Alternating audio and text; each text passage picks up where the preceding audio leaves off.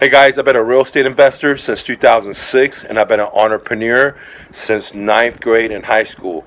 That's over 3 decades of entrepreneurship without ever borrowing money from a stinky banker or ever having a job with a resume. Today's session is very crucial. Understanding your insecurities and how that's going to affect your real estate deals.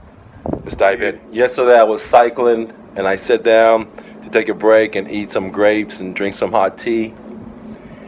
And usually what happens is when I see like a male with a female, they're walking and the female sees me, what the husband does or the boyfriend does is quickly huddles his girlfriend or covers her butt or gets behind her, puts his hand around her waist, something like that shows, hey, this is my girl, right? In one way, I want to put, lack of insecurity. But yesterday, I saw this young Mexican dude with this beautiful, beautiful, gorgeous girl. And I was sitting down eating my grapes, and they were walking right in front of me, right? And his girlfriend was a knockout, without a doubt. And instead of this gentleman, like, huddling his girl or putting his hand around her, or holding her waist, or what all the other guys do, he just looked at me and said, "What's up, man?" And I was like, "Hey, what's up, brother?"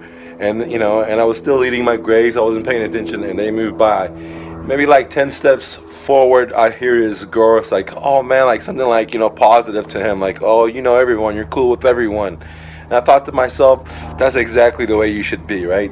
So when you see a competitor, instead of like dissing on him or huddling your positioning or flexing, it is better just to acknowledge that individual's success or acknowledge that individual versus what most men do. Now, why is that important when it comes to real estate investing? When I'm talking to a seller, they may have a good deal, they may have an okay deal or a bad deal, it doesn't matter. They'll know from my attitude that I have other deals that I'm working, and if they want to shortcut me or they want to just wishy-washy me, that I'm not going to deal with that. I'm just going to move on to the next homeowner, right? And this is what this guy was flexing. Like, he wasn't flexing like all the other guys and saying, "Look, man, you gotta stick with me and I'm gonna hide you and shelter you." He was acknowledging me like, "Hey, what's up, dude?" and being cool with me, and that made his girl respect him a lot more versus the other guys are just putting their hands because of insecurities around their girl when they see some other guy, right? That they may feel intimidated by. And I thought, man, this is a good point that I should do a story about, right? Because same thing with real estate. When you're looking at a deal, if you're all like, "Oh my God, I may lose this deal. Oh my God, I'm not gonna get this deal. Oh my God, this. Oh my God, that," and you have all these insecurities, all these lack of, hey, if this is going to work out, then guess what? It's probably not going to work out. That seller's going to feel that, right? That vibe.